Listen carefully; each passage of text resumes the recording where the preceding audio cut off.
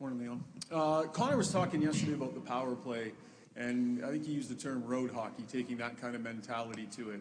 Maybe what does that look like for you, road hockey?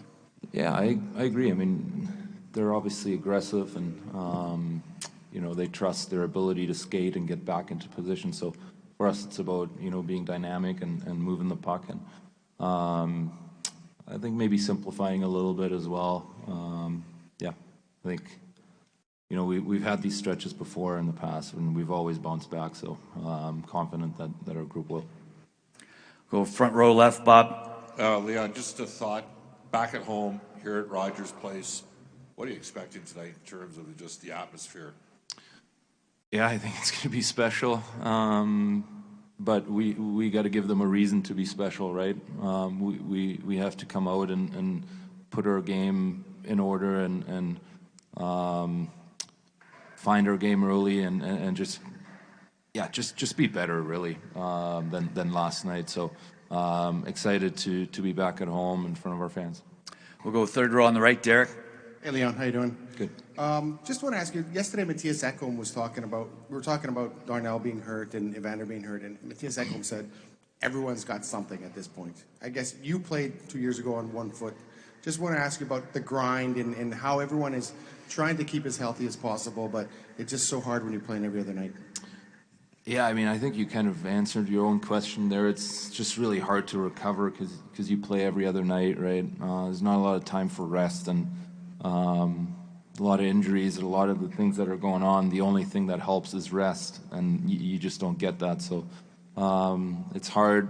Get a lot of respect for really everyone in the playoffs, everyone in the league, what everyone plays through. I've been there, unfortunately, and it's really hard, but things you do for the love of the game. Front row on the right, Mark.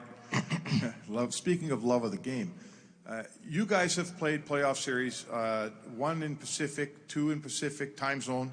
You played Dallas and Central. Now you're playing an Eastern time zone team. Florida has played one time out of their time zone since late January. Is that an advantage for Florida, or is that an advantage now for Edmonton? Probably the wrong guy to ask here, but I'm sure it plays a factor in some type of way. But when the game starts, your adrenaline kicks in and you're just playing the game. So I don't know how much the time change at that point in time really matters. Maybe your sleep rhythm a little bit, but not sure if it's a positive or a negative for either team. Same row, Pierre. Leon, can you talk about avoiding league discipline for your hit on Barkov? And again, if you've had a chance to look at it, what was your take on what you were trying to do there? Yeah, I mean, I looked at it. First of all, I think we all know that I'm not a player that plays with an intent to injure anybody by any means. I have no track record of that. I'm not a player that enjoys that part of the game, injuring other players or anything like that. I caught him in an unfortunate spot. So yeah, I'll leave it at that. Again, can't stress it enough. I'm not someone that wants to or plays the game of hockey wanting to injure anybody. We'll take a few more in English. Front left, Tony. Morning, Leon. Of course, when you guys are entering the zone, Florida Panthers have 3 guys set on the blue line. Is it just a matter of attacking with more speed, or what other components need to be going right for your team to kind of break that? Yeah, I think we just need to simplify a little bit. I think we got a little too cute with it last game. And obviously we have players that can create off the rush, but they're a very disciplined team in terms of, holding lines and F3 and staying tight on their gaps. So, yeah, we just have to find other ways and better ways to create some offense. Sometimes that's not directly off the rush. 2 more in English, third row on the left. There we go.